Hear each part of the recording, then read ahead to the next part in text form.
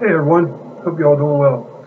So Jaron Pulitzer excuse me, um, is a pattern recognition expert. He's basically the inventor of you take your cell phone and you read a barcode. You know how, I don't know if you got to do it in your town or whatever, but a lot of times they're not giving you menus now. You sit there with your camera and you scan that barcode, the menu comes up. He's on he's got about 200 patents worldwide. Um, he virtually every manufacturer uses his patents or his device, I guess, software, whatever it is, uh, uh, throughout the world. And right now, his software is on roughly about 12 billion devices worldwide. Now, why did I tell you all that? He testified in front of the Georgia Senate committee last week, and he laid it all out. And I'll put a link to it. It's a little long, but you could skip some parts of it. But he really outlines what it could do, and in the end, he told them that with his equipment, he can tell where the paper came from, where the ink came from, whether it was machine or human marked, whether the person handling the paper was a smoker or not. I mean, it can get down to that level. I mean, and he did make a statement that was very interesting. He said the paper from China is very different than the paper from the United States. He can tell you exactly how many times it's been folded, because every time you fold it and open it up and fold it back, it breaks. As he explained it, all paper is a reconstituted tree, so it's got these fibers in it, and every time you fold it up, it breaks the fibers. So he can tell, uh, if the ballot's ever been folded before. I'm not sure if he can tell how long it's been folded, but and he ended up, and he's also the guy that his team during the Senate committee later, either later that day or the next day, got up and said, "Gentlemen, we are in a voting machine in the county of Fulton right now. We have hacked into it.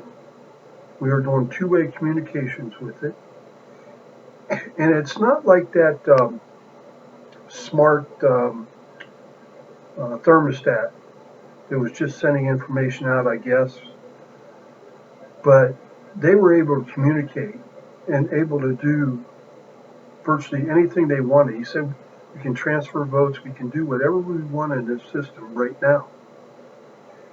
And this machine is not supposed to be connected to the internet, but it is." You know, the funny part about that, I got the sense from these senators that they would have got more excited, more interested, I guess would be a better term, if somebody told them lunch was here. Somebody just told you, and you got a huge, two huge elections coming up tomorrow. Somebody just told you they broke into a voter machine.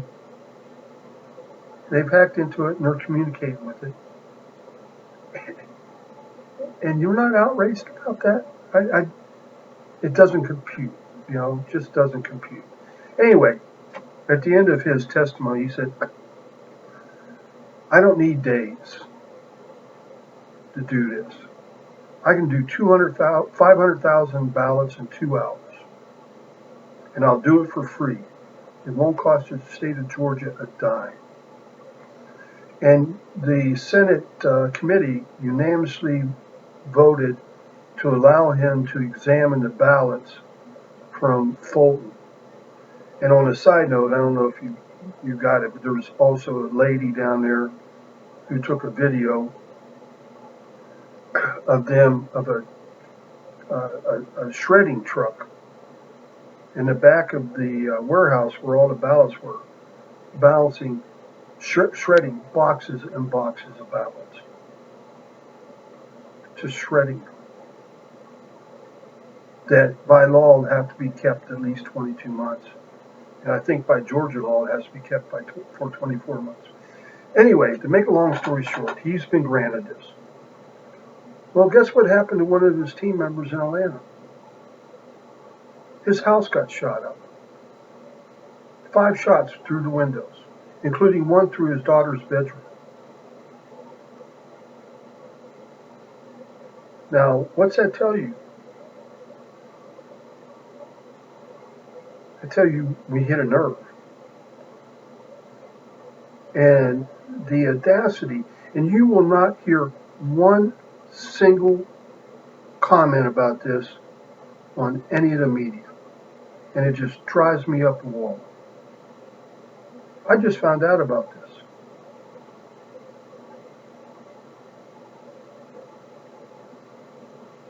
5 shots into his house, including his daughter's bedroom.